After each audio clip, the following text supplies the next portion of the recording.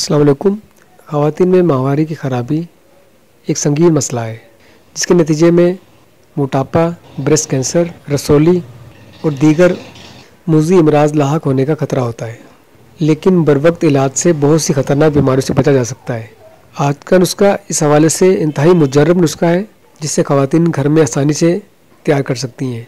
पंसार की दुकान से हल्दी, तुखम गाजर, तुखम मूली, ज़ाफ़रान, मरमकी, मुसब्बर स्याह यानी कि एलवा, हीरा हिंग, ये तमाम 10-10 ग्राम ले लें और पुराना गुड़ 30 ग्राम हो।